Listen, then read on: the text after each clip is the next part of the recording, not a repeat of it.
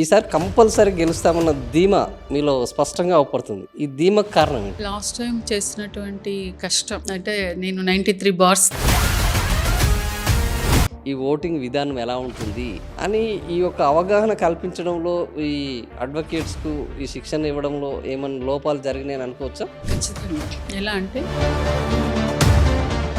అసలు పోటీ చేయడానికి అర్హత ఉండాలని ఒకరు, పోటీ చేయడానికి అర్హత ఎందుకు, ఈరోజు భారతదేశంలో ఎంపీ కావడానికి అర్హత లేదు అని ఒకరు అంటున్నారు. ఒక పొలిటీషియన్ మాత్రము ఇక్కడ కూడా 10th క్లాసో ఇంటరో డిగ్రీయో ఏది కాలేదు, కానీ అదే మా అడ్వకేట్లు మహిళా రిజర్వేషన్ రావడం వల్ల మీలాంటి మహిళలకు న్యాయం జరుగుతుందా? 60 ఏళ్ల నుంచి బార్ కౌన్సిల్ ఇప్పటి వరకు రానివ్వలేదు.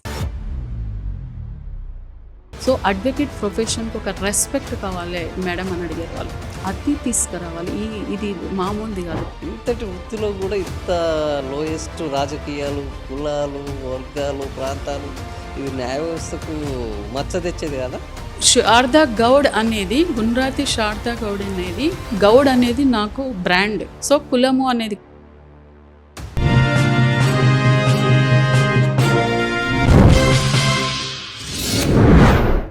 హాయ్, నమస్తే. సోషల్ పోస్ట్ ఇంటర్వ్యూస్కు స్వాగతం. ఈరోజు మనతో పాటు ఉన్న గెస్ట్ బార్ కౌన్సిల్ ఎన్నికల్లో రెండవసారి పోటీ చేస్తున్నారు. ఈసారి ఖచ్చితంగా విజయాన్ని దక్కించుకొని బార్ కౌన్సిల్లో తన ముద్ర వేయడానికి సిద్ధంగా ఉన్నారు. అయితే ఇంత పక్కాగా గెలుస్తానని నమ్మకంతో గెలిచిన తర్వాత కూడా ఏం చేయాలో ప్రణాళికలను రూపొందించుకొని ఇంత ధీమాగా ఉండడానికి ఆమె ధీమా వెనుక ఉన్న కారణాలేంటి, ఆమె తీసుకురావాలనుకుంటున్న మార్పులేంటి, బార్ కౌన్సిల్లో ఉన్న ఇప్పుడు సమస్యలు, న్యాయవాదులకు యొక్క ఆశలు ఏంటి, ఇవన్నీ చెప్పడానికి మనతో పాటు ఉన్నారు. ఆమెను ఈరోజు కలుసుకుందాం, ఆమెని వెల్కమ్ చేద్దాం. మేడం నమస్తే. నమస్తే మేడం, ఈరోజు బార్ కౌన్సిల్ ఎన్నికలు జరుగుతున్నాయి. సో ఈ బార్ కౌన్సిల్ ఎన్నికల్లో మీరు లాస్ట్ టైం కూడా పోటీ చేశారు. సో చివరి నిమిషంలో కొద్దిగా అటు ఇటు కావడంతో మళ్ళీ ఈసారి సిద్ధమయ్యారు. ఈసారి కంపల్సరీ గెలుస్తామన్న ధీమా మీలో స్పష్టంగా అవపడుతుంది. ఈ ధీమాకు కారణం ఏంటి?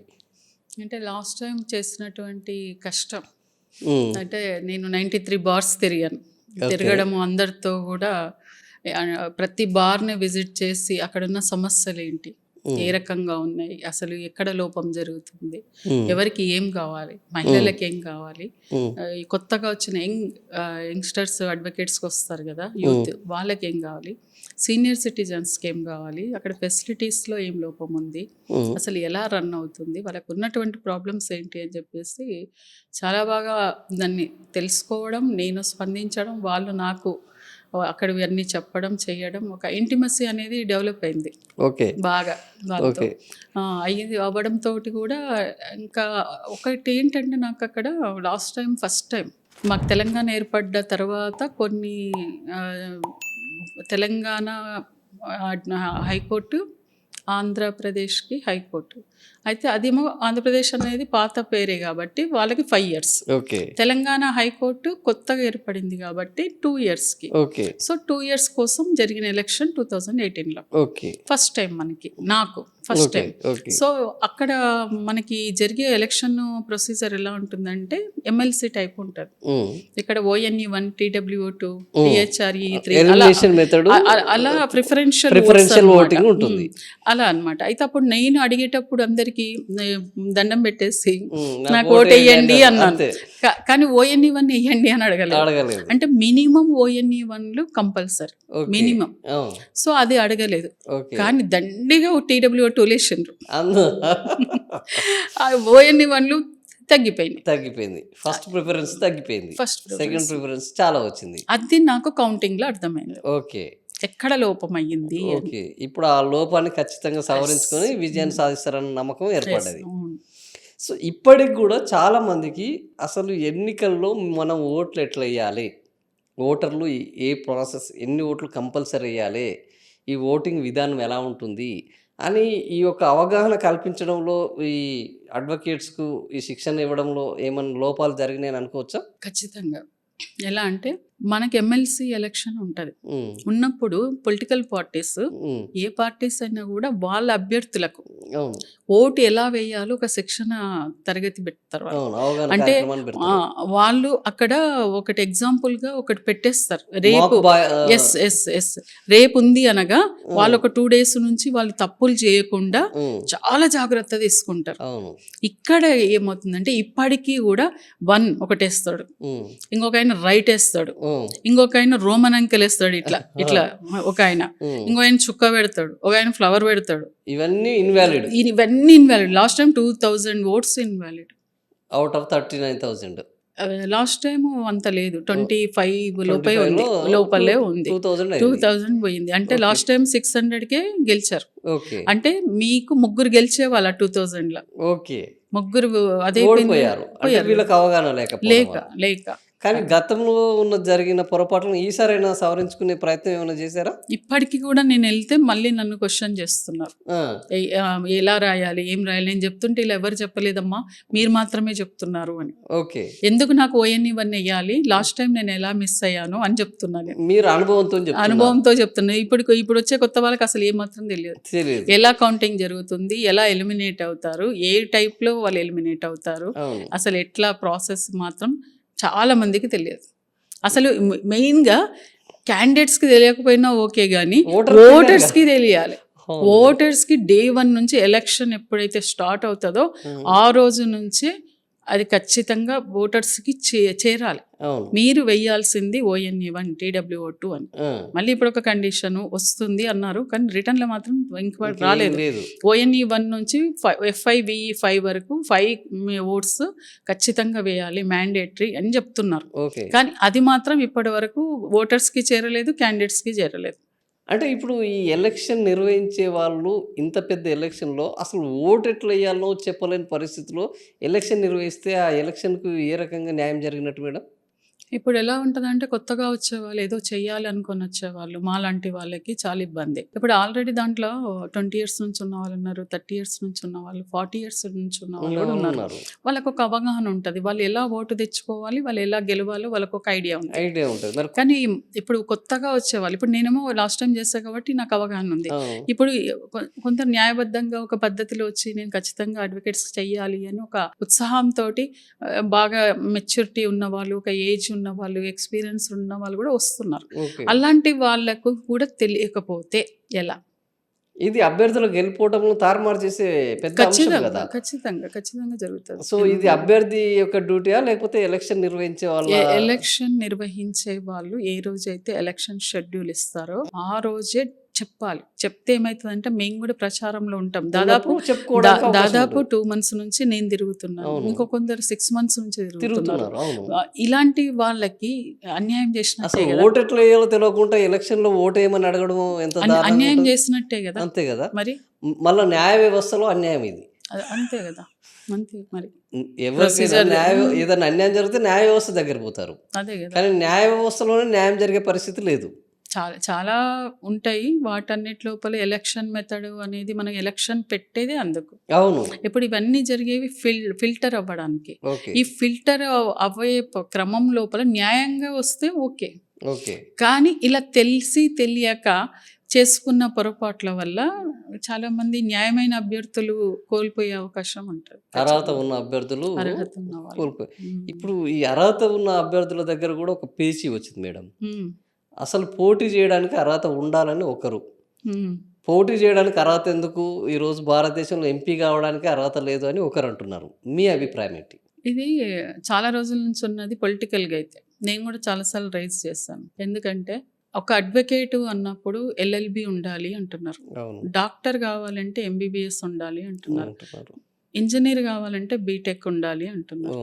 అంటే ఏ ఫీల్డ్లో మీరు వెళ్తారో దానికి సంబంధించినటువంటి క్యాలిబర్, టెక్నాలజీ, దానికి సంబంధించినటువంటి మెటీరియల్ ఇన్పుట్స్ అన్నీ మీకు ఉంటే ఆ సబ్జెక్టులో మీరు పాస్ అయిన తర్వాత మీకు ఒక ఏమంటారు డిగ్రీ వచ్చిన తర్వాత అది తీసుకున్న తర్వాత మళ్ళీ మీరు బార్ కౌన్సిల్లో ఎన్రోల్ చేసుకున్న తర్వాత ప్రాక్టీస్ చేసుకున్న తర్వాతనే మీరు అడ్వకేట్ అవుతారు, డాక్టర్ అయినా ఎవరైనా. ఒక పొలిటీషియన్ మాత్రము ఎక్కడ కూడా 10th క్లాసో ఇంటరో డిగ్రీయో ఏది కాలే. అంటే ఏ డిగ్రీ లేకుండానే చట్టసభల్లో చట్టాలు తెస్తున్నారు. విచిత్రం.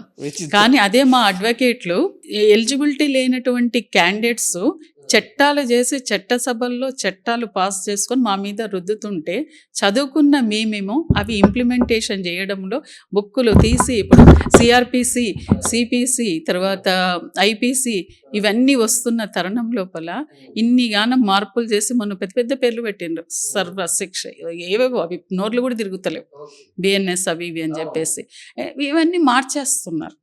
ఇప్పుడు మేము ఏం చేయాలి? ఇప్పుడు వాళ్ళకి ఎలిజిబిలిటీ లేదు కానీ చట్టసభల్లో చట్టాలు చేస్తున్నారు, రుద్దుతున్నారు. మరి ఎలిజిబిలిటీ అనేది ఎలా ఏ రకంగా కొలమానం చేయాలని నేను అడిగాను. నేను ప్రశ్నించినప్పుడు కొందరు ఏమన్నారంటే, ఇప్పుడు కొండా కోణాల్లో ఉండేటువంటి వాళ్ళు ఉంటారు, ఎస్టీలు, గిరిజనులు, వాళ్ళు ఇప్పుడు ఎమ్మెల్యే కావాలంటే, ఎమ్మెల్సీ కావాలంటే, ఎంపీ కావాలంటే వాళ్ళు ఇప్పుడు ఎట్లా డిగ్రీ తెచ్చుకుంటారు? ఇప్పుడు స్టిల్ ఇప్పటికీ కూడా 10th చదవని వాళ్ళు ఉన్నారు, అసలు ఏమంటారు స్కూల్ మొహం చూడని వాళ్ళు ఉన్నారు. ఇప్పుడు చాలా మంది ఎవరైనా కావచ్చు, ఎవరైనా కావచ్చు, మనకు నిదర్శనం ఉన్నారు కదా, గతంలో ఉన్నారు. సో అట్లాంటి వాళ్ళని డిగ్రీ కావాలని మనం ఇప్పుడు పెడితే వాళ్ళకి అన్యాయం చేసినట్టు కదా. ఎంత మంచి తీసుకొచ్చిండ్రో చట్టం. అంటే మాటలు, ఇది చట్టం రాలే, చట్టం కాదు, ఇది మామూలుగా ఒక కన్వర్సేషన్, ఒక మామూలుగా మాట్లాడేటప్పుడు. అవును కరెక్టే మ్యామ్ మీరు అన్నట్టున్నారు, కానీ వాళ్ళు ఒకవేళ పోటీలో ఉంటే మీరు ఇదే డిగ్రీ ఉండాలని అంటున్నారు కదా, అలాంటి క్యాండిడేట్స్ ఆ కొండా కొనల నుంచి వచ్చి వాళ్ళు నిలబడాలి అనుకున్నారు అనుకోండి, అట్లాంటి వాళ్ళకి అన్యాయం చేసినట్టు అవుతుంది కదా. అట్ ద సేమ్ టైం ఇంకొక లాజిక్ కూడా, ఇప్పుడు మనలాంటి వాళ్ళందరికీ డిగ్రీ పెట్టేసి ఆ ఏరియా నుంచి వచ్చే వాళ్ళకు వదిలేసేయండి, చేయండి. ఎక్సెప్షన్స్ అనేటివి ఉంటాయి కదా, అవి ఎగ్జామ్షన్స్ ఉన్నాయి, అన్ని రకాలుగా ఉన్నాయి, ఏమన్నా చేసుకోవచ్చు, ఏదన్నా చేయొచ్చు. అంటే ఇది ఒక తిరకాసు ఈ రకంగా వెళ్ళిపోవడము అనేది లాస్ట్. ఇప్పుడు మరి లాయర్లకు ఉండాలంటారా ఉండొద్దంటారా అర్హత? ఈ బార్ కౌన్సిల్లో పోటీ చేయడము అంటే ఆల్రెడీ పట్టా పొందిన అడ్వకేట్ అక్కడ ఎన్రోల్ అయ్యే ఉన్నాడు, ప్రాక్టీస్ లో ఉన్నాడు, కాబట్టి అతను పోటీ చేయడానికి అర్హుడు. కాకపోతే బార్ అసోసియేషన్ లో నువ్వు ఒక పోటీ చేయాలంటే 15 ఏండ్లు, 20 ఏండ్లు, 25 ఏండ్లు రకరకాలుగా పెడుతున్నాం మనం. అంటే ఒక స్టాండింగ్ అనేది పెడుతున్నాం బార్ అసోసియేషన్స్ కి. అదే బార్ కౌన్సిల్ కి ఎలిజిబిలిటీ లేదు. అదేంటి? బార్ అసోసియేషన్ కంటే బార్ కౌన్సిల్ కదా ఉన్నతమైంది. ఎస్, బార్ అసోసియేషన్ అనేది ఒక పరిధి. ఇప్పుడు హైకోర్టు ఒక పరిధి, ఇప్పుడు ఏ కోర్టుకు ఆ కోర్టు అంతే పరిధి. అంటే దాంట్లో కొంతమంది ఉంటారు, వాటికి సంబంధించిన దాంట్లోనే ప్రెసిడెంట్ టీంని ఎలెక్ట్ చేసుకుంటారు. కానీ బార్ కౌన్సిల్ అనేది 33 జిల్లాలకు సంబంధించి 118 కోర్టుల్లో ఉన్నటువంటి ప్రతి బార్ అసోసియేషన్ ఇక్కడ మన దగ్గర బార్ కౌన్సిల్లో రిప్రజెంట్ చేస్తాం. ఒక్క ఎమ్మెల్యేకి ఒక్క నియోజకవర్గం, ఒక ఎంపీకి 7 నియోజకవర్గాలు. కానీ ఒక బార్ కౌన్సిల్ మెంబర్కి 33 జిల్లాల్లో ఉన్నటువంటి 118 బార్ అసోసియేషన్స్ యొక్క మద్దతు తెలియాలి. అలాగే ఏ పర్సన్ అయినా కూడా కంటెస్ట్ చేయాలి అంటే నువ్వు 70% బార్ అసోసియేషన్స్ ని సందర్శించాలి. నేను సందర్శించిన సందర్భంలో గతంలో 2018లో 93, ఇప్పుడు కూడా నేను ఒక 70-80 దాటే ఆల్రెడీ. అయితే క్యాంపెయిన్ లో చాలా ముందంజలో ఉన్నారు. వెళ్ళిన ప్రతి చోట ఎన్ని సమస్యలు అంటే 2018లో నేను చూసిన సమస్యలే ఇప్పుడు కూడా ఉన్నాయి. లేడీస్కి అయితే టాయిలెట్స్ లేవు. అసలు నేను మొన్న ఒక కోర్టుకు వెళ్తే ఆ బకెట్ చూసి అది పెట్రోల్ వాటర్ నాకు అర్థం కాలేదు. ఎంత భయంకరం అంటే అడుగు పెట్టలేం మనం. నేను అసలు భయపడ్డా నేను. మళ్ళీ దానికి ఒక లాక్ వేశారు, స్టాఫ్ లేడీస్ మాత్రం పోవడానికి. ఉమ్. నాకు 2 బకెట్లు కొనిద్దాం అనిపించింది. ఓహో, ఓకే. చాలా దారుణం. వాటర్ లేవు. అంటే బార్ అసోసియేషన్లు ఇవేమి పట్టించుకోవా? బార్ అసోసియేషన్స్ ఎంతవరకు పట్టించుకోవాలో అంతవరకు వాళ్ళు చేసుకుంటారు. అంతే. కానీ ప్రతి ఒక్కటి జేబుల నుంచి పెట్టారు కదా. ఓకే. దానికి సంబంధించిన ఒక విజన్, ఒక అది కూడా ఉండాలి. ఉమ్. బట్ ఇక్కడ కూడా రిప్రజెంటేషన్ అనేది మహిళల పక్షాన, మహిళల కోసం మహిళలు వాయిస్ వాళ్ళకు వాళ్ళే ఇచ్చుకోవాలా. ఓకే. నేను చాలా చోట్ల అదే అన్నాను. మీకు అలా ఇలా అని అంటే నేను ఒకటే చెప్పాను, వివక్ష అనేది మొదలు కాకూడదు. వివక్ష అనేది స్టిల్ 2025లో కూడా ఉంది. ఇంకా ఉన్నది. కానీ మీ అందరినీ కనేది మేమే. అవును. కానీ మా మీద వివక్ష, ఉమ్. మా మీద వివక్ష. మిమ్మల్ని కని పెంచి పోషించేది మేమే. ఉమ్. మాకు మీరు రైట్స్ ఇవ్వడానికి ఇంత పేచి పెడతారా మీరు? ఉమ్. అంటే అమ్మతనంలోని, అమ్మ పెంచే పెంపకంలోనే ఎక్కడో లోపం ఉంది. ఓకే. ఎస్, నిజం.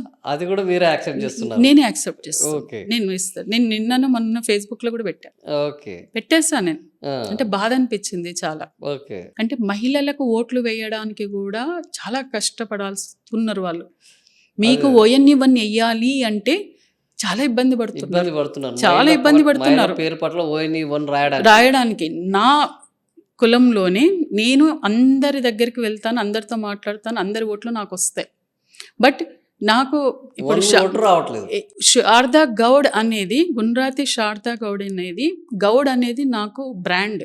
అంటే నా పేరు మొత్తం గుండ్రాతి శారదా గౌడ్ అనే పేరుగానే ఇట్స్ సెల్ఫ్ బ్రాండ్. సో కులము అనేది కాదు నాకు అక్కడ. సో అలా నేను పిలిపించుకునే నేను అన్ని వాళ్ళు నాకు ఎస్సీ, ఎస్టీ, బీసీ, మైనారిటీ, ఓసీలో అందరూ కూడా అక్క అని పిలుస్తారు. అంత మంచి పేరున్న నాకు ఇప్పుడు ఎలక్షన్లు వచ్చేసరికి కులం మొదలైపోయి నేను ఒక బార్ అసోసియేషన్కి వెళ్ళాలి అనుకున్నప్పుడు నా కులంకి సంబంధించిన వ్యక్తి అంటే నేను స్పష్టంగా చెప్తున్నా, ఫోన్ చేసి అక్క ఆల్రెడీ మేము వాళ్ళకు చేస్తున్నాము, మీ టైం ఎందుకు వేస్ట్, పెట్రోల్ ఎందుకు వేస్ట్, రాకండి అక్కయ్య అన్నాడు. అంటే నేను అన్నాను, నేను అదే గౌడ కులంలో పుట్టాను, మీరు మగ గౌడ్లకే చేస్తారా, ఆడగౌడ్లకు చెయ్యరా, అర్హత లేదా, నేను ఆ కులంలో పుట్టలేదా అని అడిగా నేను. ప్రశ్నకి జవాబు రాలేదు. ఇంత ఉన్నతమైన వ్యవస్థలో న్యాయ వ్యవస్థ అంటేనే బయట అందరికి ఒక గౌరవం ఉన్నది. అవునా? ఇది ఒక పవిత్రమైన వృత్తి అంటారు. ఈ ఒక్క వృత్తిలోనే మీ లార్డ్ అంటారు, ఏ వృత్తిలో అంటారు. దేవుళ్ళతో సమానంగా వీళ్ళని సంబోధిస్తారు. ఇంతటి వృత్తిలో కూడా ఇంత లోయెస్ట్ రాజకీయాలు, కులాలు, వర్గాలు, ప్రాంతాలు, ఇది న్యాయ వ్యవస్థకు మచ్చ తెచ్చేది కదా. మచ్చ అంటే ఇది ఇండివిజువల్గా జరుగుతుంది. వ్యవస్థలో ఎక్కడా కూడా కులము, నాకు తెలిసినంత వరకు, నాకున్న అవగాహన మేరకు ఒక్క కులం వాళ్ళు ఒక్క అభ్యర్థికి వేస్తే గెలవడు, ఖచ్చితంగా గెలవడు. నీకు కొన్ని ONE1లు ఖచ్చితంగా మినిమం తెచ్చుకోవాలి. కానీ లాస్ట్కు చివరికి నీకు ఎలిమినేట్ అయ్యే వాళ్ళు TWO2, కొన్నిసార్లు THREE3 కూడా ఇస్తారు. ఓకే. అందరి యొక్క మన్నన పొందంది, మన్నన లేనిది, చివరి నిమిషంలో నువ్వు గెలిచేది అన్ని కులాల ఓట్లతో మాత్రమే అక్కడ మెంబర్ అవుతారు. ఇది చాలా మందికి తెలిసిన యాక్సెప్ట్ చెయ్యరు, గుడ్డిగా ఫాలో అవుతున్నారు. ఓకే. ఇది సో మహిళల పట్ల ఇంత వివక్ష ఉన్న ఈ సందర్భంలో ఈసారి మహిళా రిజర్వేషన్ ఇచ్చింది. అది కూడా సుప్రీంకోర్టే మళ్ళా జోక్యం చేసుకొని ఎన్నికలు పెట్టింది. సుప్రీంకోర్టే సూర్యకాంత్ గారు రిజర్వేషన్ కల్పించింది, సుప్రీంకోర్టు వాళ్ళే. సో న్యాయస్థానాలకు ఎన్నికలు జరగాలన్నా మళ్ళీ మరో ఉన్నత న్యాయస్థానం జోక్యం చేసుకుంటే కానీ ఎన్నికలు జరగని పరిస్థితి నెలకొన్నది. సో ఇప్పుడు ఈ మహిళా రిజర్వేషన్ రావడం వల్ల మీలాంటి మహిళలకు న్యాయం జరుగుతుందా? గెలుపు అవకాశాలు పెరిగే అవకాశం ఉందా? ఒకటి ఏంటంటే ఇది ప్లస్ మైనస్గా వాళ్ళు తీసుకుంటున్నారు. బట్ నేనేమంటానంటే ఒక్క మహిళను కూడా 60 ఏండ్ల నుంచి బార్ కౌన్సిల్ ఉంది, రానివ్వలేదు, ఇప్పటి వరకు రానివ్వలేదు. రాచకం ఇది. ఎస్, మొన్న కూడా రిజర్వేషన్స్ 8 to 12 రోజు ఫస్ట్ ఫేజ్ ఒకవైపు వెళ్తున్నది, ఇంకా న్యాయ వ్యవస్థలో మహిళలకు ఇంత వివక్ష ఉన్నది. 8 to 12 రోజు ఫస్ట్ ఫేజ్లో ఉన్న తెలంగాణ, ఆంధ్రప్రదేశ్కి రాదంటే చాలామంది సంతోషపడ్డారు. ఇంకా రాదు వీళ్ళకి, 25 మాకే అని మాట్లాడుకున్న వాళ్ళకి రిజర్వేషన్స్ ఒక్కసారి వచ్చేసరికి వాళ్ళలో ఎంత అసహనం అంటే అబ్బా! అశాంతి, అసహనము చాలా. అంటే ఇప్పుడు మాత్రము మా పోరాటంలో 7 మందొస్తారు. 7 మంది. 7 మంది ఖచ్చితంగా. 5గురిలో ఎన్నిక ఇద్దరం కోఆప్టెడ్. యెస్. ఇద్దరొస్తారు. ఇప్పుడు వాళ్ళకు ఎంత అంటే యాక్సెప్ట్ రిలీఫ్ ఉంటది. చేయాల్సిందే. యాక్సెప్ట్ యాక్సెప్ట్ చేయాల్సింది. చేయాల్సిందే. 25లో 7గురు వీళ్ళున్నారు. ఇప్పుడు అనుకోకుండా జనరల్‌లో గూడా ఒక ఇద్దరు ముగ్గురు వచ్చిరనుకోండి 10 రావచ్చు. మంది అయితారు వీళ్ళు. 10 మంది అయితారు గదా! ఓకే. శాసించే స్థాయికైతే పోతాం గదా! 100%. మరి. కంపల్సరీ. అది కాబట్టి ఏదైనా మార్పు అనేది ఆహ్వానించాల్సిందే. ఓకే. కంపల్సరీ మార్పు అనేది రాకపోతే ఇప్పుడు కాకపోతే ఇంకెప్పుడండి? ఇంకెప్పుడొస్తది చెప్పండి? సమాజం లోపల మైకులు ఇప్పుడు పట్టుకున్నప్పుడు మహిళా మాత్రమేనా? రిజర్వేషన్ వచ్చిన తర్వాత కూడా మళ్ళీ ఒకటి మొదలైంది అని అంటున్నారు. ఏంది వీళ్ళకి సెపరేట్ బ్యాలెట్ అని, కామన్ బ్యాలెట్ అని, మళ్ళా ఇక్కడ ఒక ఏది వచ్చినా మేము ఫేస్ చేసుకుంటాం. ఏం ప్రాబ్లం లేదు. ఎలాగైనా ఫేస్ చేస్తాం. అక్కడైతే చివరికి పోతే అక్కడైతే 7 మంది అయితే ఉంటారుగా. ఉంటారు. మరి ఉమ్. ఏ రకం వచ్చినా అంటే మీరు ఏమొచ్చినా కూడా. ఈ కామన్ బ్యాలెట్ ఉంటే బాగుంటుందా? మీ అభిప్రాయం ఏంటి? సెపరేట్ బ్యాలెట్ ఉండాలా? నా అభిప్రాయంతో ఏముండదు. జనరల్‌గా వాళ్ళు బార్ కౌన్సిల్ వాళ్ళు ఏ నిర్ణయం తీసుకుంటే అది మనము ఫాలో అప్ చేసుకొని వెళ్ళిపోవడమే. అంటే అక్కడ ఎందుకంటే మనము ఇప్పుడు నేనైతే అంతా తిరుగుతూ ఉన్నాను, వస్తున్నాను. నా వరకు నేను అందరికీ నేనెందుకు నిలబడుతున్నాను, ఎందుకు రావాలనుకుంటాను, ఒక ఎజెండా పెట్టుకొని నేను తిరుగుతున్నాను. కాబట్టి ఏ రకంగా జరిగినా కూడా మనం ఆహ్వానించదగ్గదే. వాళ్ళు కూడా ఆలోచించి చేస్తారు కదా! ఇప్పుడైతే వాళ్ళు ఏ రకంగా చేసినా మాత్రం 7 మంది అయితే రావాల్సిందే. అది ఇన్ మోర్ అవ్వాల్సిందే దాన్ కదా! 7 అంతే మరి. కంపల్సరీ 7 మోర్ దాన్ 7 అంతే. అంతే. అది. సో ఇప్పుడు మీరు ఏ ఎజెండా పట్టుకొని తిరుగుతున్నారు? నాకు లాస్ట్ టైం 2018లోనే నేను ఒకటి మేనిఫెస్టో పెట్టుకున్నా. ఓకే. పెట్టుకొని దాన్ని చాలా అదిగా పెట్టుకొని ఇది ప్రచారం చేసుకున్నాను నేను. ఓకే. ఇది పెట్టేసుకున్నాను. దీన్ని పెట్టుకున్నప్పుడు దీంట్లో ఏం పెట్టాను నేను అంటే నేను చాలా రకాలైన ఉద్యమాల్లో పాల్గొనడము, అట్లాగే నేను హోమ్ గార్డ్స్ కోసం కూడా చాలా చేశాను. ఓకే. ఫైట్ చేశారు. చాలా ఫైట్ అన్నమాట. ఒక 6000 మెంబర్స్‌ని రిమూవల్ అయ్యారు వాళ్ళు. అయినప్పుడు వాళ్ళని మళ్ళీ డీజీపీ గారితో మాట్లాడడం, చేయడం, అట్లాగే ఒక 85% కేసీఆర్ గారి ప్రభుత్వంతోటి చర్చలు జరిపి వాళ్ళు ఆమోదించే విధంగా వాళ్ళకి 27,000 పైన, తర్వాత ట్రాఫిక్‌లో 32,000-33,000 వచ్చే విధంగా రాజ్‌నాథ్ సింగ్ గారిని ఫ్లైట్‌లో వెళ్ళి వారిని కలిసి వారి యొక్క అది కూడా తీసుకొని, అట్లాగే ఎంఐఎం అక్బరుద్దీన్ వాళ్ళ దగ్గర కూడా వెళ్ళి వాళ్ళతో మండలిలో మాట్లాడిచ్చి, అసెంబ్లీలో మాట్లాడిచ్చి విన్ విన్ సిచ్యువేషన్. అంటే నేనేమనుకుంటానంటే ఏ సమస్య అయినా అది ఏ ప్రభుత్వం అయినా కూడా మనం ఎలా వెళితే దారి దొరుకుతుంది, ఏ రకంగా మనము సక్సెస్ అవుతాము అనే పాయింట్ ఆఫ్ వ్యూలోనే చూస్తుంది శారదా గౌడ్ తప్ప వీళ్ళ దగ్గరికి ఎందుకు వెళ్ళాలి, వాళ్ళ దగ్గర మనకు పని కావాలి. మెజారిటీ కాదు. పని అనేది ఒక పెద్ద కమ్యూనిటీ పరంగా ఇప్పుడు హోమ్ గార్డ్స్ ఒక 50-60 వేలు మంది ఉన్నారు ఉమ్మడి ఆంధ్రప్రదేశ్లో. తర్వాత మనకు విభజన జరిగిన తర్వాత 20,000 లోపు ఉన్నారు. సో అంతమందిని దృష్టి పెట్టుకొని ఏ చిన్నది కూడా నన్ను అరెస్ట్ చేస్తున్నారు, ఎఫ్ఐఆర్ ఇష్యూ చేస్తున్నారు, వీళ్ళని వదిలిపెట్టేసేయండి, హోమ్ గార్డ్స్ చేయడం వల్ల మిమ్మల్ని గుర్తుపెట్టుకోరు అన్నారు. నేను ఒకటే చెప్పాను, నాకు ఫోన్ చేసిన వాళ్ళకి అరెస్ట్ చేస్తాను, ఎఫ్ఐఆర్ ఇష్యూ అవుతుంది అన్న వాళ్ళకి ఒకటే చెప్పాను, సార్ ఒకవేళ నాకే మెంటల్లీ రిటార్డెడ్ చైల్డ్లు ఉంటే వదిలేస్తానా, చంపేసుకుంటానా? వీళ్ళు అర్థం చేసుకుంటారా, చేసుకోరా, ఎండ్ ఆఫ్ ద డే తర్వాత విషయం. బట్ నేను వాళ్ళని వదిలేను సార్, మీ ఇష్టం ఏమన్నా చేసుకోండి అని చెప్పాను. ఇక మేము ఎక్కడ నిలబడ్డా మాకు వ్యాన్లు వెంబడించడం, చెయ్యడం, వీళ్ళ వెనకాల ఎవరు ఉన్నారు, వీళ్ళకి ఎవరు సపోర్ట్ చేస్తున్నారు, ఎట్లా సపోర్ట్ చేస్తున్నారు, ఈ మొక్కతే ఉందా ఏంటి అని చెప్పేసి ఎంక్వైరీలు అవన్నీ కూడా జరిగినాయి. అంతగానం తట్టుకొని చేసుకొని అన్ని పార్టీల మద్దతుతోటి వాళ్ళందరినీ కూడా విజయంలోకి తీసుకెళ్ళి వాళ్ళకు కొంత అంటే అది ఒక 30 years స్ట్రగుల్. 30 years struggle. అంతకుముందు గౌరవనీయులు కిషన్ రెడ్డి గారు ఉన్నారు దానికి అధ్యక్షులుగా, తర్వాత మాజీ శ్రీనివాస్ గౌడ్ గారు ఉన్నారు. ఆ తర్వాత నేను వచ్చి వాళ్ళతో ఒక అడ్వకేట్గా ఎంతవరకు చేయాలి, ఒక 2 years అన్నమాట. ఒక్క రూపాయి కూడా తీసుకోకుండా, సింగిల్ పై తీసుకోకుండా 2 years వాళ్ళ కోసం నేనే పెట్టుకొని చేసి చివరికి విజయం సాధించాం. ఇంకా కొంత ఉంది. బట్ అదే ఉద్దేశంలో నేను ప్రయాణిస్తున్న టైం లోపల సడన్గా మాకు 2018లో బార్ కౌన్సిల్ ఎలక్షన్స్ వచ్చాయి. నాకు అనిపించింది అలాగే ఆ సందర్భంలోనే నేను తెలంగాణ ఏర్పడ్డ తర్వాత కూడా మనకు వివిధ రిప్రజెంటేషన్స్ అవి అవుతాయి కాబట్టి నాకు పార్లమెంటుకు వెళ్ళినప్పుడు మనకి ఎస్సీ ఎస్టీ ఒకటి బీసీ ఓసీలో బిలో పావర్టీ లైన్లో ఉన్నటువంటి ఒక ఆర్గనైజేషన్ ఉంది మనకి, బహుజన జాగృతి అని. సో అది వెళ్ళినప్పుడల్లా నేను రిప్రజెంటేషన్ మోడీ గారికి ఇస్తాను. సో 5 times మోడీ గారిని కలిసాం. ఓకే. అలాగా సోషల్ జస్టిస్ ఫోరంలో గెహ్లాట్ గారు ఇప్పుడు కర్ణాటక గవర్నర్గా ఉన్నారు వారు. తర్వాత సదానంద గౌడ అని లా మినిస్టర్ కలిసారు. అవును, కలిసినప్పుడు కూడా నేను ప్రొటెక్షన్ యాక్ట్ గురించి, తర్వాత కొన్ని సందర్భాల్లో 41 ACRPC వచ్చిన తర్వాత మాకు వచ్చిన సమస్యలు ఇవన్నీ చూసి ఒక అవగాహనతోటి వాళ్ళతో కొంత ఇంటర్నల్గా హామీ తీసుకున్న సందర్భంలో 2018లో ఈ ఎజెండా పెట్టుకున్నాను. ఈ ఎజెండాలో నేను మెయిన్గా దీని మీద ప్రెస్ చేస్తానంటే ఫస్ట్ పాయింట్ వచ్చేసి super speciality hospital for advocates. Okay. So health, health ఆరోగ్యమే మహాభాగ్యం. So health is the first priority. ఎందుకంటే మాకు హెల్త్ కార్డ్స్ ఇచ్చినా కూడా కొంచెం పొలిటికల్గా ఇన్ఫ్లుయెన్స్ ఉన్న వాళ్ళకు వాటి వల్ల డిస్కౌంట్ కన్సెషన్ ఏదో జరుగుతుంది. రెన్యువల్స్ అవ్వకపోవడం చేయడం. ఇప్పుడు నేను తిరుగుతున్న క్రమంలో కూడా రెన్యువల్ అవ్వలేదు, హాస్పిటల్స్లో యాక్సెప్ట్ చేయట్లేదు, అట్లాంటివన్నీ వింటున్నాను. నాకేమనిపించిందంటే అస్సలు మనకి ఈ బాధ ఎందుకు?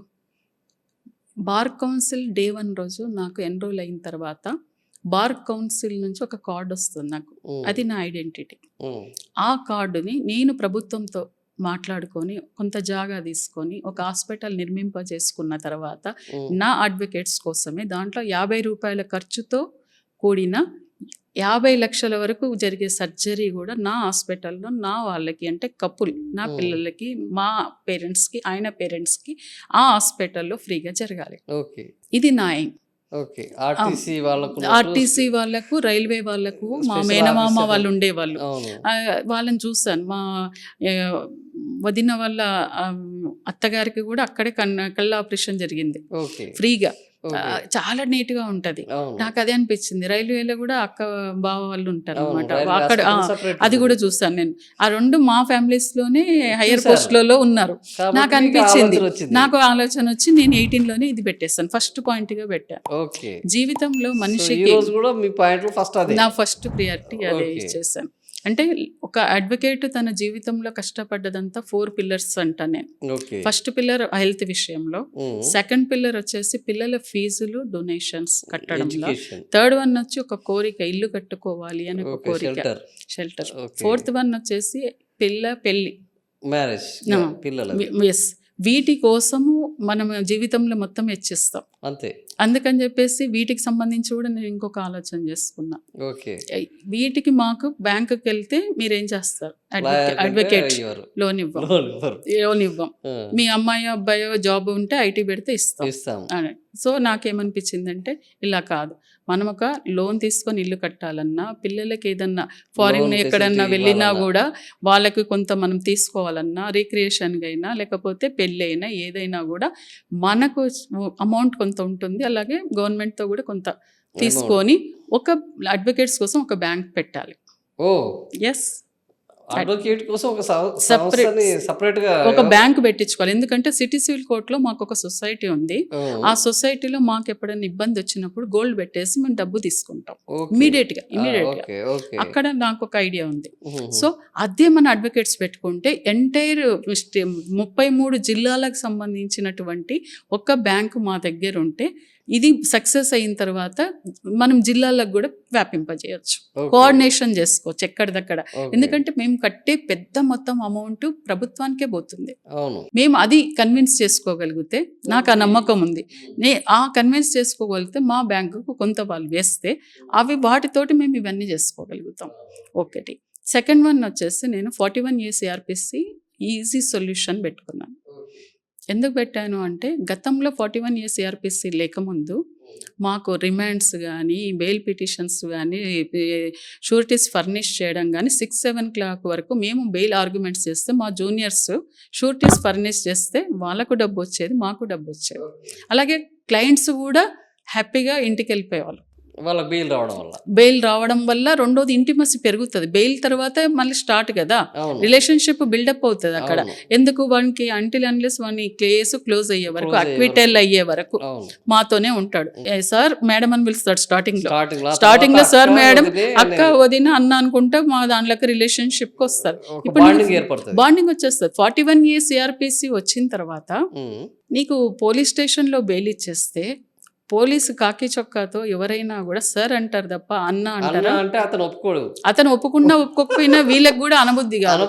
ఎందుకంటే ఆ కాకి చొక్కకు ఏ మనిషి అయినా చాలా దూరం, అవును. చాలా దూరం. అవును. సో ఏ విధంగా న్యాయం చేయగలుగుతాం? చాలా మంది ఏమనుకుంటారంటే, నేను చాలా మంది మాతో మాట్లాడాను వివిధ పార్టీలతోటి, వాళ్ళతో మాకు 41 ఇయర్స్ సిఆర్పిసి వల్ల ఇబ్బంది ఉంది, రద్దు చేయండి అని అడిగితే, మంచిదే కదా, మనకు బెయిల్స్ డైరెక్ట్ స్టేషనల్ బెయిల్ వచ్చేస్తుంది కదా, మీ అడ్వకేట్స్ ఊరికి ఏదో ఒకటి తంగ్ చేస్తూ ఉంటారు అని. అంటే మేము ఇక్కడ ఎస్టాబ్లిష్ చేయాల్సిన పాయింట్ ఏంటంటే, నేను ఎలా కన్విన్స్ చేయాలి దీనికోసము అంటే, ఎందుకు 2లో పెట్టాను అంటే, నేను ఒక అడ్వకేట్కి పొట్ట కొట్టడమే కాకుండా ఒక క్లయింట్ కూడా అక్కడ అతను కావాల్సిన ఒక రైట్ని కోల్పోతున్నాడు అక్కడ, భయంతోనూ నయాన భయం. ఎందుకు అంటే, ఒకటి స్టేషన్ బెయిల్ వచ్చిన తర్వాత కూడా మినుకు భయంతోటే ఉంటాడు. ఇంకొకటి లోక్ అదాలత్ పేర్లతో ఏ అడ్వకేట్ అయితే ఆ క్లయింట్కి బెయిల్ ఇచ్చి తర్వాత ఇంకా రన్ చేయాల్సిన అవసరం ఉంటుందో అతనికి సంబంధించిన ఫీజు కూడా ఇంకా పూర్తిగా రాదు. కానీ అడ్వకేట్కి తెలియకుండానే ఇక్కడ కోర్టు కానిస్టేబుల్ నయానో భయానో ఈ జ్యుడిషియల్ ఆఫీసర్స్ వల్ల లోక్ అదాలత్కి తీసుకొచ్చి అక్కడ సెటిల్మెంట్ చేసి కాంప్రమైజ్ చేసి అది చేస్తారు. ఈ అడ్వకేట్ పొట్టగొట్టడమే కదా ఇక్కడ ఇది జరుగుతుంది, అతనికి తెలియదు. తర్వాత రెండోది, ఆ క్లయింట్కి కూడా కొంతవరకు మెరమెర అంటుంటుంది, ఇది అయ్యిందా కాలేదా ఏమైంది అని. ఇక్కడ నేమ్ ఫేమ్ ఎవరికి వస్తుంది? జ్యుడిషియల్ ఆఫీసర్కి వస్తుంది, పోలీస్ వాళ్ళకి వస్తుంది. ఈ 2 రకాలైనటువంటి ఇబ్బందులు అక్కడ ఉన్నాయి. ఎప్పుడైతే మనం కూర్చోబెట్టి పోలీస్ వ్యవస్థని, జ్యుడిషియల్ ఆఫీసర్స్ని, అడ్వకేట్స్ని, గవర్నమెంట్ నుంచి ఉన్నటువంటి లా సెక్రటరీని వీళ్ళని కూర్చోబెట్టి మాట్లాడితే దానికి ఒక ఈజీ సొల్యూషన్ వస్తుంది. అప్పటి వరకు రాదు. 3వ పాయింట్ వచ్చేసి ప్రొటెక్షన్ యాక్ట్ పెట్టాం. ప్రొటెక్షన్ యాక్ట్ అనేది నేను ఎందుకు పెట్టానంటే, నేను పార్లమెంట్లో సదానంద గౌడ్ లా మినిస్టర్ ఉన్నారు, ఆయనను కలిసినప్పుడు నేను అడిగినప్పుడు ఆయన అన్నాడు, మీ దగ్గర చైర్మన్ నుంచి మాకు మీరు రిప్రజెంటేషన్ ఇస్తే ఇక్కడ బార్ కౌన్సిల్ ఆఫ్ ఇండియాకు కూడా మీ మెంబర్ ఉంటారు, అలాంగ్ ఇక్కడ చైర్మన్ తోటి పార్లమెంట్ సెషన్ జరిగేటప్పుడు మా దగ్గరికి వస్తే మేము ఒక ప్రొటెక్షన్ యాక్ట్ తీసుకురావడం, అట్లాగే మీకు ఏదైనా యాక్ట్ ఉంది అంటే 1961 యాక్ట్ ఉంది, దాంట్లో కూడా కొన్ని ఉన్నాయి చెప్తే అది కూడా అమెండ్ చేయొచ్చు అని. ఇది ఇప్పుడు కాదు, లాస్ట్ టైము, ఇప్పుడు కూడా మొన్న కూడా నాకు చాలా చోట్ల డిబేట్లలో ఒకటే చెప్పాను, కాదు కూడదు అని కొంత మాజీ మెంబర్ ఒకరు నా దగ్గర ఒకటి మాట్లాడితే నేను ఒకటే చెప్పాను, భారతదేశంలో రాజ్యాంగం అంబేద్కర్ గారు రాసిన రాజ్యాంగమే 106 సార్లు అమెండ్ అయింది. అమెండ్ అయింది కాలానికి అనుగుణంగా, మార్పులకు అనుగుణంగా, పరిస్థితులకు అనుగుణంగా అది 106 సార్లు అమెండ్ అయినప్పుడు, అడ్వకేట్ కోసం అడ్వకేటు రాసుకున్నటువంటి 1961 యాక్ట్ 2025 వరకు కూడా అమెండ్ చేయకుండా అమలు చేయడం అనేది ఎంతవరకు భావ్యం? నేను క్వశ్చన్ చేస్తాను. దీని పరంగా మీరు ఎందుకు ఆలోచిస్తలే అంటే, ఆయన వెంటనే హైదరాబాద్కి వచ్చి ఇంప్లిమెంట్ చేయడానికి ప్రయత్నం చేస్తాడు ఒక మాజీ మెంబర్, అప్రిషియేటెడ్. ఉండాలి అలాగా. సో అందరూ కలిస్తేనే ఏదైనా సాధించగలుగుతాం మనకి. ఎస్. సో నాకు అదే అనిపించింది, ప్రొటెక్షన్ యాక్ట్ ఒక అడ్వకేట్, లేడీ అడ్వకేట్ని మాట్లాడదామని పిలిచి మనకి ఇక్కడే అమ్మాయిని మర్డర్ చేస్తారు, గట్టు వామన్ రావు వాళ్ళది కూడా మీకు వాళ్ళు చేస్తారు. తర్వాత ఒక కోర్టుల సిటీలోనే కాలర్ బట్టి లాక్కొని పోతుంటే కూడా ఏ రకమైనటువంటి ఎక్కడా కూడా మాకు సంబంధించినటువంటి వ్యక్తుల నుంచి అడ్వకేట్స్కి ప్రొటెక్షన్ అనేది రావడం లేదు. ఆ యాక్ట్ కోసం పనిచేసిన దాఖలాలు మేమే వాటి కోసం నిరసన దీక్షలు అవి ఇవి అన్నీ చేయాలి తప్ప వచ్చి మాకు మద్దతు తెలపడం కానీ, ఎక్కడెక్కడైనా కూడా ఒక బెడ్ రిడన్ అయిన అడ్వకేట్ కోసమో లేకపోతే దాడులు చేసిన అడ్వకేట్కో ఎవరు వచ్చి నిలబడతలేరు. ఎంత అమానుషం, ఎంత దారుణం. ఒక మెడికల్ కౌన్సిల్ ఒక డాక్టర్ కోసం నిలబడుతుంది, ఒక అడ్వకేట్ కోసం ఎవరు నిలబడాలి? ఎవరు నిలబడాలి? ఏంటి, ఎక్కడ జరుగుతుంది లోపం, ఏం జరుగుతుంది? అందుకని నేను ఒక ప్రపోజల్ కూడా పెట్టాను వీటితో పాటుగా. ఏమంటున్నానంటే, బార్ కౌన్సిల్ అనేది ట్రాన్స్పరెన్సీ అవసరం. ఒక పార్లమెంటు, ఒక అసెంబ్లీ లైవ్లో వస్తుంది, హైకోర్టు, సుప్రీంకోర్టు లైవ్లో వస్తుంది. కానీ బార్ కౌన్సిల్ సంబంధించినటువంటి జనరల్ బాడీ మీటింగ్ పెట్టినప్పుడు 33 డిస్ట్రిక్ట్లో ఉన్నటువంటి అడ్వకేట్స్ అందరూ మనం ఓటు వేసి గెలిపించినప్పుడు 33 డిస్ట్రిక్ట్లో ఉన్న అడ్వకేట్స్కి ఏం జరుగుతుంది ఆ బార్ కౌన్సిల్లో అనేది తెలిసి ఉండాలి. ఎజెండా ఏంటి అనేది ముందే బార్ అసోసియేషన్స్కి వెళ్ళాలి. అలాగే ఆ ఎజెండాకి సపోర్టుగా సిస్టమ్ ఎట్లా ఉండాలంటే, బార్ అసోసియేషన్స్లో ఉన్నటువంటి ప్రెసిడెంట్, జనరల్ సెక్రటరీ ఖచ్చితంగా బార్ కౌన్సిల్లో జరిగేటువంటి జనరల్ బాడీ మీటింగ్లో ఇన్వాల్వ్ అవ్వాలి, వాళ్ళు రావాలి. మా బార్ అసోసియేషన్స్లో ఇన్ని రకాల సమస్యలు ఉన్నాయి, బార్ కౌన్సిల్లో ఉన్న మెంబర్స్కి మేము ఓటు వేసాము, మా సమస్యలు ఇవి అని మా జనరల్ బాడీ మీటింగ్కి వాళ్ళు రావాలి, మాతో చెప్పాలి. అప్పుడేమవుతుంది, ట్రాన్స్పరెన్సీ వస్తుంది, అకౌంటబిలిటీ పెరుగుతుంది, రెస్పాన్సిబిలిటీ మా షోల్డర్స్ మీద పెడతారు. అప్పుడు నేను దాచుకోవడానికి దోచుకోవడానికి ఏముంటుంది నా దగ్గర? ఇంకేముండదు, అంత ట్రాన్స్పరెన్సీ. వీళ్ళని నిందించడానికి కూడా ఎవరికి ఏముండదు కదా, అవును. అంత సర్వే జన ఇంకా ఏ సుఖిన రోజు భవంతే కదా, దొంగలు అనే ముద్ర ఏది పడాల్సిన ఉండదు, అవసరం ఏది ఉండదు. ఇప్పుడు ఏదో ఒకటి అనుకుంటున్నారు, ఏదో జరిగింది అక్కడ, ఏమో ఏదో అయ్యింది, జరిగింది. ఏదో జరిగిందని, కానీ దానికి ఎవిడెన్స్ లేదు. లేదు. కానీ ఇప్పుడు ఈ జరగబోయే దాంట్లో మనం అందరం 25 మంది గెలిచిన వాళ్ళం అందరం కూర్చొని బార్ అసోసియేషన్స్ ఇన్వాల్వ్ చేసినప్పుడు ఖచ్చితంగా అక్కడ ఏమేమి జరుగుతుంది, ఎలా జరుగుతున్నాయి, వెళ్ళిపోతుంది, ఏం జరుగుతుంది అనేది వెంటనే సమాచారం కూడా వెంటనే వాళ్ళకి ఇచ్చేస్తాం. ఏ జనరల్ బాడీలో జరగట్లేదు, ఇది ఒక కొత్త నాంది జరుగుతుంది. నేను ప్రతి చోట ఇదే చెప్తున్నాను, నేను గెలిచాక ఫస్ట్ ఇదే చేస్తాను. అప్పుడే ప్రొటెక్షన్ యాక్ట్ వస్తుంది, అప్పుడే 41 years ARPC రద్దు అవుతుంది, అప్పుడే మనకు ఫ్లాట్స్ కానీ లేకపోతే డబుల్ బెడ్రూమ్ కానీ వాటికి సంబంధించినవి జూనియర్స్కి స్టైఫండ్లు అవి ఇవి మనం ఇవ్వలేం, కానీ మ్యాచింగ్ గ్రాంట్ మనం తీసుకోగలుగుతాం. ఇప్పుడు గవర్నమెంట్తో మాట్లాడుకొని చేసుకొని ఇండ్లు కానీ ఫ్లాట్లు కానీ లేకపోతే స్టైఫండ్స్ కానీ తర్వాత కొన్ని రకాలైన ఇన్సూరెన్స్ వాటి విషయంలో కానీ గవర్నమెంట్తో మాట్లాడాల్సిందే. అక్కడ మా గవర్నమెంట్ ప్రమేయం లేకుండా బార్ కౌన్సిల్ అన్ని చేయడానికి కూడా అక్కడ వీలు లేదు, కొంతవరకే పరిమితులు ఉన్నాయి బార్ కౌన్సిల్ కూడా. సో గవర్నమెంట్తో మాట్లాడినప్పుడే మనం ఈ 2 రకాలుగా అయినటువంటి వాటిలలో ముందుకు వెళ్తాం. నేను ఇంకొకటి కూడా గమనించాను, నేను ఈ 93 బార్స్ లాస్ట్ టైం తిరిగినప్పుడు నేను ఇంకొకటి కూడా పెట్టాను నా అజెండాలో, టోల్ గేట్ ఫ్రీ అవ్వాలి అడ్వకేట్కి. ఎందుకు, ఒక్కరోజే మేము 2-3 కోర్ట్స్ సందర్శించినప్పుడు టోల్ గేట్స్ 2-3 కాదు, ఒక్కోసారి 4-5 కట్టాల్సి వస్తుంది. కానీ ఒక కండువా వేసుకొని నా ముందు వెళ్ళినటువంటి ఒక రాజకీయ నేత టోల్ కట్టలే. ఒకవేళ నాకు కూడా ఇన్ఫ్లుయెన్స్ ఉంటే నేను కూడా ఒక కార్డు తీసుకుంటే ఒక 1 year వరకు నేను కూడా కట్టే అవసరం ఉండదు అని నాకు కూడా చెప్పారు. లేదు, కానీ వాళ్ళు చేస్తారు, చేసుకోగలుగుతారు. ఇది మామూలు విషయం కాదు, ఇది ఒక కండువ ముందలు ఉన్నప్పుడు జరిగేటువంటి కొన్ని ఉంటాయి. బట్ నేనేమనుకుంటాను, వాళ్ళకు ఉన్నది లేనిది తర్వాత విషయం, కానీ వాళ్ళందరికీ బెయిల్స్ ఇచ్చేది మేమే కదా, వాళ్ళందరి కోసం రైట్స్ కోసం పోరాడేది మేమే కదా, వాళ్ళ కోసం ఏది కావాలన్నా నిలబడేది మేమే కదా. వాళ్ళు జైలుకు పోయినా చేయించినా లేకపోతే మన కేసెస్ ఉన్నా కూడా లాస్ట్ చివరికి వచ్చేది మా అడ్వకేట్ దగ్గరికే కదా. మరి అడ్వకేట్ సెల్ఫ్ రెస్పెక్ట్ ఉండదా? ఆ అడ్వకేట్ మనిషిగాడా? అడ్వకేట్ కూడా కుటుంబం ఉంటుంది కదా, ఆ కుటుంబంలో వ్యక్తులను చూడాల్సింది గవర్నమెంట్ కాదా? మరి ఎవరు చూడాలి, మరి ఎవరు మాట్లాడాలి? మాకు కూడా గౌరవం ఉండాలి కదా.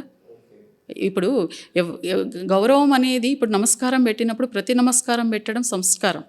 మరి గౌరవం మీరు ఇవ్వాలి, మేము ఇవ్వాలి. అడ్వకేట్ అనే వ్యక్తికి నువ్వు అవసరం ఉన్నప్పుడు యూజ్ చేసుకొని తోసివేయడానికి మేమేం డస్ట్బిన్స్ కాదే, వేస్ట్ పేపర్ కాదే. మరి ఈరోజు ఉన్నటువంటి ఎమ్మెల్యేలు ఎంపీలు అందరూ కూడా అడ్వకేట్స్ని అలాగే చూస్తున్నారు. అడ్వకేట్స్కి గౌరవం అనేది ఇవ్వాలి, సెల్ఫ్ రెస్పెక్ట్ ఇంపార్టెంట్. నేను ఒక 2-3 బార్స్కి వెళ్ళినప్పుడు యూత్ అడిగారు నన్ను, ఎక్కడన్నా వెళ్ళినప్పుడు స్టేషన్ కానీ బయట కానీ ఎక్కడైనా అయితే అడ్వకేట్ అంటేనే చీప్గా చూస్తున్నారు. ఈవెన్ మాకు పెళ్ళిళ్ళు కావాలంటే కూడా మాకు ఇబ్బందులు అవుతున్నాయి. సో అడ్వకేట్ ప్రొఫెషన్కి ఒక రెస్పెక్ట్ కావాలి మేడం అని అడిగారు వాళ్ళు. అది తీసుకురావాలి. ఇది మామూలుది కాదు. ఒక కాకి చొక్కా గురించి, ఒక డాక్టర్ గురించి అందరికీ మీరు గౌరవం ఇస్తారే, ఒక అడ్వకేట్కి కూడా మీరు అంతే గౌరవం ఇచ్చేలాగా నేను నిలబెట్టాలనుకుంటున్నాను. అది చాలా ఇంపార్టెంట్. ఎంపవర్ చేయాల్సిన అవసరం ఉంది, రెస్పెక్ట్ అవ్వాల్సిన అవసరం ఉంది. లేడీస్కి సంబంధించిన ఇష్యూస్ మీద కూడా మనం మాట్లాడాల్సిన అవసరం ఉంది. ఈ యూత్కి సంబంధించిన సీనియర్ సిటిజన్స్కి మనం చాలా చోట్ల పెన్షన్లు, రిటైర్మెంట్ బెనిఫిట్స్ అని నేను కూడా పెట్టాను. కొంత బస్సు ట్రైన్లలో కూడా కన్సెషన్ అని పెట్టాను. బట్ మాకు రిటైర్మెంట్ లేదు. ఇప్పుడు 80-90 సంవత్సరాలు ఉన్న వాళ్ళు కూడా మా హైకోర్టుకు వస్తూ ఉంటారు. బట్ ఒక లైన్ అనేది ఇంపార్టెంట్. ఆ లైన్ ఎలా ఇస్తాము? రిటైర్మెంట్ ఉంటేనే కదా ఇవన్నీ వస్తాయి. లేదు, ఒక టేబుల్ వేసుకోవాలి. మనం ఒక టేబుల్ వేసేసుకొని రిటైర్మెంట్ ఎలా ఇవ్వాలి, రిటైర్మెంట్ తీసుకున్న రోజు ఒక ఎంప్లాయీకి అయితే బెనిఫిట్స్ ఉంటాయి, ఒక షాల్ వేసి ఒక దండ వేసి పంపిస్తారే, మరి అది అడ్వకేట్కి కాదు. ఒక జ్యుడిషియల్ ఆఫీసర్కి ఉంది, ఒక పోలీస్కి ఉంది, అందరికీ ఉన్నాయి, మాకు లేదు. మరి మేము ఎలా చేయాలి? ఇప్పుడు ఈ రోజుతో నేను ఆగిపోయాను అంటే నేను చనిపోయిన తర్వాత ఇన్సూరెన్స్ డబ్బులు వాళ్ళ ఇంటికి వెళ్ళి ఇచ్చేస్తాను అంటే కాదు. అది ఓకే, కానీ బతికున్నప్పుడే వాళ్ళకి నేనేం చూపించగలుగుతాను? నేను రోజు చేసేటువంటి ప్రొఫెషన్లో నాకు సంబంధించినటువంటి నేను కట్టినటువంటి నా చెమట చుక్కలతో ఉన్నటువంటి ఆస్తి బార్ కౌన్సిల్లో ఉంది, గవర్నమెంట్ దగ్గర ఉంది, మాది మరి మాకే ఇవ్వాలి కదా, మాకు రావాలి కదా.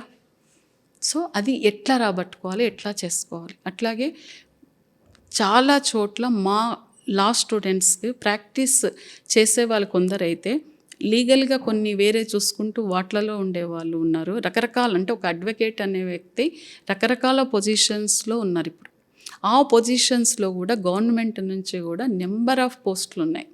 ఒక స్టాండింగ్ కౌన్సిల్సే కాదు, లేదా జీపీలు, ఏజీపీలు, ఏజీలు, పీపీలు, ఏపీపీలు, ఇవే కాకుండా వివిధ మార్గాల్లో కూడా లీగల్ ప్రొఫెషన్కి ఒక డిగ్నిటీ వచ్చే విధంగా, వాళ్ళకు ఒక లైఫ్ సెక్యూరిటీ ఉండేటట్టుగా, అంటే ఒక భద్రత ఉండే విధంగా కూడా ఎక్కడెక్కడ ఉన్నాయి అనే దాన్ని కూడా తీసుకొని ఏమైనా క్రియేట్ చేయగలుగుతామా మా పిల్లలకి. నేను అది కూడా ఆలోచిస్తున్నాను. మనం ఒక 2000, 3000, 4000 పొజిషన్స్లో ఒక పోస్టులు మనం ఎక్కడెక్కడ క్రియేట్ చేయగలుగుతాం. ఎవరికి మనం ఒక మొబైల్ మెంబర్గా నేను ఉండాలనుకుంటున్నా. మొబైల్ వ్యాన్స్, మొబైల్ డాక్టర్స్ ఎట్లాగైతే ఒక ప్లేస్ నుంచి ఒక ప్లేస్కి ఇప్పుడు బుక్స్ కానీ అవన్నీ కూడా ఎట్లా వెళ్తాయో, నేను బార్ కౌన్సిల్ మెంబర్ అయ్యాక ఒక మొబైల్ బార్ కౌన్సిల్ మెంబర్గా ప్రతి బార్ అసోసియేషన్కి వెళ్ళి వాళ్ళ దగ్గర ఏం లోపాలు ఉన్నాయి, ఏ రకంగా ఉన్నాయి, ఏం చేస్తే వాళ్ళకు బాగుంటుంది, డిగ్నిటీగా ఎలా ఉంటారు. ఇప్పుడు బీటెక్లో కానీ డాక్టర్లు అన్నింటిలో ప్రపంచానికి పోటీగా అనుగుణంగా చాలా రకాలైన ఫెసిలిటీస్ వాళ్ళు డెవలప్ చేసుకున్నారు. చాలా, ఇప్పుడు జర్మనీకి వెళ్తారు, లండన్కి వెళ్తారు, అమెరికాకి వెళ్తారు, ఇక్కడ మన ఇజ్రాయెల్కి వెళ్తారు, ఎక్కడెక్కడికో వెళ్తున్నారు. కానీ ఒక అడ్వకేట్కు ఇంకా ఒకప్పుడు చెట్టు కింద ప్లీడర్ అనేవాళ్ళు, కానీ ఆ పరిస్థితి నుంచి ఇప్పుడు కొంచెం వచ్చాం. కానీ ఇంకా చేయాలి. ఇప్పుడు వచ్చే యూత్కి మేము చాలా చేయాలి వాళ్ళకి, లేకపోతే ప్రపంచంతో ఎలా పోటీ పడతారు. పోటీ పడాలి. బారిస్టర్ అనేవాళ్ళు ఒకప్పుడు, కానీ ఇప్పుడు ఏ పరిస్థితుల్లో ఉన్నాం. సో ఆ పిల్లలకు కూడా కొత్తగా వచ్చే టెక్నాలజీని అందించాలి. ఎలా చేస్తే బాగుంటుంది, డిజిటల్ టెక్నాలజీ లేకపోతే ఇంకొక టెక్నాలజీ ఎలా చేయాలి అని చెప్పి సుప్రీంకోర్టు చాలా రకాలైనటువంటి ఆలోచన చేసి ఇంప్లిమెంట్ చేస్తూ, మాకు అక్కడి నుంచి వచ్చే జస్టిస్లు కూడా మాకు ఫ్రీక్వెంట్గా వస్తుంటారు. మంత్లీ ఒకరో ఇద్దరు రెండు అట్లా వస్తుంటారు. వాళ్ళు కూడా చాలా మంచి సజెషన్స్ చేస్తూ ఉంటారు. సో మొన్న వచ్చిన వాళ్ళు కూడా ఒక నరసింహ అనే ఒక జస్టిస్ వచ్చారు సుప్రీంకోర్టు నుంచి. ఆయన అదే చెప్పారు, క్యారెక్టర్ చాలా ఇంపార్టెంట్. మన చదువు ఎంత ఇంపార్టెంట్, క్యారెక్టర్ కూడా అంత ఇంపార్టెంట్. క్యారెక్టర్ ఉంటే ఎవ్రీథింగ్ అనేది ఆయన చాలా బాగా చెప్పారు. అలా మాకు వచ్చిన ప్రతి వాళ్ళు ఒకసారి లీగల్ నాలెడ్జ్, ఒకసారి మన బిల్డప్ ఎలా చేసుకోవాలి కెరియర్, అలా చెప్పేవాళ్ళు కూడా ఉన్నారు. బట్ అవే కాకుండా మూలనున్నటువంటి ఇప్పుడు 10 మంది 12 మంది ఉన్న దమ్మపేట లాంటిది, ఇంకా చిన్న చిన్న కోర్ట్స్ ఉన్నాయి. అట్లాంటి వాటి దగ్గర కూడా నేను చేరాలి. వాళ్ళకి ఏం కావాలో నేను తెలుసుకోవాలి. వాళ్ళకి ఎంత ఈజీగా బార్ అండ్ బెంచ్కి ఎంత ఈజీగా ఒకరితో ఒకరు ఇబ్బంది లేకుండా, కొన్ని చోట్ల ఇబ్బందులు అవుతున్నాయి. ఇప్పుడు ఆ వాటన్నిటి కూడా మనం చేయగలగాలి. బార్ కౌన్సిల్ అంటే ఏసీ రూమ్లో కూర్చోవడం కాదు. బార్ కౌన్సిల్ అంటే కార్ల మీద స్టిక్కర్లు వేసుకోవడం కాదు, మనకున్న విజిటింగ్ కార్డుల మీద పేర్లు రాసుకోవడం కాదు. బార్ కౌన్సిల్ మెంబర్ అంటే ఒక బాధ్యత. ఒక అమ్మలాగా, ఒక అక్కలాగా ప్రేమతో ప్రతి వ్యక్తిని, కులాలు, మతాలు, వర్గాలకు వ్యతిరేకంగా నేను అందరి పక్షం నుండి ఒక అమ్మలాగా సమభావంతో వాళ్ళందరినీ తీసుకొని మాట్లాడగలిగినప్పుడు, వాళ్ళ కోసం నేను చేసినప్పుడు, ఆర్థికంగా, సామాజికంగా, పొలిటికల్గా వాళ్ళందరూ చేసినప్పుడు నాకు ఒక విభిన్నమైన ఒక ఆలోచన ఉంది. నేను ఇంకోటి కూడా పెట్టాను. ఏం పెట్టాను నా దాంట్లో అంటే, నేను వెళ్ళిన చాలా సందర్భాల్లో చాలా బార్స్లో 93 బార్స్ లాస్ట్ టైం 18లో తిరిగినప్పుడే సర్పంచులు, జెడ్పీటీసీలు, ఎంపీటీసీలు మా అడ్వకేట్స్ ఉన్నారు. ఉన్నప్పుడు నాకు ఒక ఆలోచన వచ్చింది. ఇది చూసాక పెట్టాను. ఏం పెట్టానంటే, ఒక ఎమ్మెల్యే, ఒక ఎంపీ, ఒక ఎమ్మెల్సీ టీచర్స్కి ఎట్లా ఉన్నారో మాకు కూడా ఇవ్వండి. ఎందుకంటే నేను చెప్పడానికి వెళ్ళినప్పుడు 41 years సిఆర్పిసి వాళ్ళకి అర్థం కాలే, ప్రొటెక్షన్ యాక్ట్ అర్థం కాలే, ఇంకా కొన్ని సమస్యలు ఉన్నాయి. ఇప్పుడు ఎలా అయిపోతుందంటే, కొన్నిసార్లు ఏమంటారంటే, ఏంటక్క మీకు చాలా బాగుంటుంది కదా, మీకు గంటకి ఇన్ని లక్షలు వస్తాయంట కదా అని. అంటే ఒక 10%కి వస్తాయి, ఇక్కడైతే 1% పర్సన్స్కి వస్తాయి. మిగతా 99 నా న్యాయవాదులు ఇబ్బందుల్లో ఉన్నారు. కరోనా వచ్చిన తర్వాత వీళ్ళు సివిల్ కేసులకే పరిమితము, వీళ్ళు క్రిమినల్ కేసులకే పరిమితము, వీళ్ళు యాక్సిడెంట్ కేసులకే పరిమితం అనేది ఉండేది. కరోనా వచ్చిన తర్వాత ఏ కేసు వచ్చినా కూడా చేయకుండా ఉండలేరు. అది 500 ఉండని, 1000 రూపాయలు ఇవ్వని, 2000 ఇవ్వని, 10,000 ఇవ్వని, 1,00,000 ఉండని. ప్రతి కేసు చేస్తున్న వ్యక్తులు ఎవరంటే అడ్వకేట్లే. మరి అట్లాంటి నా అడ్వకేట్ల కోసం నేను ఆలోచించాలి కదా. నేను అందుకే అంటున్నాను, బార్ కౌన్సిల్కి సంబంధించిన పోటీల్లో ఉన్నటువంటి మెంబర్స్ని చూడండి. అట్లాగే అక్కడ ఓట్స్ వేసేటువంటి ఓటర్స్ మహాశయులు, మా న్యాయవాదులకు కూడా విజ్ఞప్తి చేస్తున్నానే, మెచ్యూరిటీ చూడండి. ఒక స్టాండింగ్ చూడండి, ఎక్స్పీరియన్స్డ్ పర్సన్స్ని చూడండి, మొత్తం అసోసియేషన్స్తో అనుసంధానమైనటువంటి మీ అమ్మ లాంటి అక్క లాంటి శారదా గౌడ్ జీన్ చూడండి, ఎలా ఉంటారు, ఎలా స్పందిస్తారు, మీతో మాట్లాడినప్పుడు మీకు అనుభవం ఉంది. ఆ రకమైన యాటిట్యూడ్ 30 years నుంచి మారింది. ఇప్పుడు కొత్తగా మారేది ఏం లేదు, కొత్తగా చేసుకోవాల్సింది ఏమీ లేదు. సో నన్ను విన్ చేస్తే మీరు విన్ అయినట్టే. ఒక దారి దొరుకుతుంది. అందరము కలిసి ప్రయాణం చేస్తే ఎందుకు సక్సెస్ అవ్వం? ఏ ప్రభుత్వం అన్నా ఉండని, మనకు సమస్యను స్పష్టంగా చెప్పగలిగినప్పుడు ప్రభుత్వాలు ఏ ప్రభుత్వాలు వచ్చినా ఒకటే ఆలోచిస్తాయి, వీళ్ళ వల్ల నాకు ఎంత లాభం ఉంది, అంతే.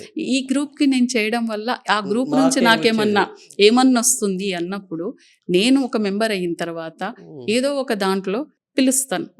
చలో ఇందిరా పార్క్ ఏదో అంటాను నేను, 41A CRPC రద్దు కోసమో, ప్రొటెక్షన్ యాక్ట్ కోసమో, లేదా మాకు ఫ్లాట్లు ఇండ్ల కోసమో, ఇంకొక దానికోసము నేను స్పందిస్తే ఒక 20,000 అడ్వకేట్స్ ఇందిరా పార్క్కి వస్తే ఏ ప్రభుత్వం కదలదు? 100% కదులుతారు. అందరు కదులుతారు కదా, కదులుతారు. అందరు వస్తారు. అవును. సో నేను అది చెప్తున్నా, మనము ఓట్ అనేది ఇంకొక ముఖ్య విషయం. ఓట్ అనేది తెల్ల కాగితం కాదు, నీ భవిష్యత్తుని నిర్ణయించే నీ తలరాత, నీ బతుకును మార్చే ఒక ఓటు. అది దాన్ని మీరు ఆలోచించి వెయ్యాలి. భవిష్యత్తునే మార్చేస్తుంది ఒక్క ఓటు. 5 years. ఈసారి ఒక్క ఓటు మీ విలువ 5 years. అది ఏ రకంగా మార్పు చెందాలి అనేది నువ్వు నిర్ణయించుకొని వేసే ఓట్లోనే ఉంటుంది. ఇది చాలా ఇంపార్టెంట్. సో ఇప్పుడు మీరు చెప్తున్న ఈ ఒక్క ఓటు ఈ రోజు కొత్తగా వేయరు, గతంలో కూడా చాలాసార్లు వేశారు ఈ ఒక్క ఓటును. కానీ మీరు చెప్పిన ఏ సమస్య ఇప్పటి వరకు తీరలేదు. అంటే గతంలో వీళ్ళు వేసిన ఓట్లు అన్నీ, గతంలో ఎన్నికైన కమిటీలన్నీ మీరు చెప్పినట్టు దేనికి పనికిరావు, వీళ్ళ ఓటు చెల్లంది, ఆ కమిటీలు పనికిరానివి అని చెప్పినట్టే కదా? అట్లా ఏం లేదు, ఎందుకంటే ప్రతిసారి విజన్ మారుతుంది. ఇప్పుడు నాలాంటి విజన్ ఉన్న వాళ్ళు, నాలాంటి మేనిఫెస్టో పెట్టిన వాళ్ళు ఎవరు లేరు. నేను చెప్తాను, ఎందుకంటే నాలాగా స్పెషల్ మేనిఫెస్టోని చూస్తే ఒక సొంత హాస్పిటల్, సొంత బ్యాంకు, సొంత టోల్ గేట్, 41 CRPC ద్వారా వీళ్ళకు ఇవన్నీ నిజంగా ప్రభుత్వము చేయాలనుకున్న ఆచరణలో సాధ్యమే. ఎన్ని కోట్ల డబ్బులు ఖర్చు అవుతాయి, ఎంత కాలం దీని మీద ఏమైనా ఉన్నదా? ఇవి ఖర్చు కానిటువంటి ప్రొటెక్షన్ యాక్ట్ ఖర్చు కాదు, 41A CRPCకి ఖర్చు కాదు. కానీ ఒక సూపర్ స్పెషాలిటీ ఎంత అవుతుందండి? ఎన్ని కోట్లు అయితే చెప్పండి. కొంత గవర్నమెంట్కి మస్తు జాగా ఉంది, బిల్డింగ్లు కట్టడానికి మనకి ఎట్లాగో ఒక బడ్జెట్ ఉంది, దాంట్లో న్యాయవాదులకు సంబంధించిన మా డబ్బే కదా మీ దగ్గరికి వచ్చేది, మేము కట్టేవి వస్తున్నాయి కదా, దాంట్లో నుంచి 10% ఇచ్చిన మా బిల్డింగ్ అయిపోతుంది. పెద్ద విషయం ఏం కాదు. ఇప్పటివరకు నాకు తెలిసి డాక్టర్స్కి ఒక బ్యాంక్ అను, లాయర్స్కి ఒక బ్యాంక్ అను, జర్నలిస్టులకు ఒక బ్యాంక్ అను, ఇట్లా ఏ ప్రొఫెషన్కి ఒక అట్లాంటి బ్యాంకులు పెట్టుకునే ప్రొవిజన్ ఆర్బీఐలో అయినా ఉన్నదా కనీసం?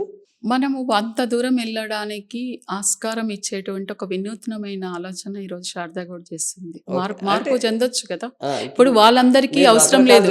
ఒకటి ఏంటంటే, ఒకటి వినండి, మాకు రిటైర్మెంట్ లేదు, మాకు శాలరీ లేదు, మీరు ఆ పర్సెప్షన్ కూడా ఉండాలి మీకు. మాకు రిటైర్మెంట్ లేదు, మాకు శాలరీస్ లేవు, మాకు రిటైర్మెంట్ బెనిఫిట్స్ లేవు, మా పిల్లలకి పెళ్లిళ్ళు చేయాలన్నా మాకు ఉన్నదో లేనిదో చేసుకోవాలి.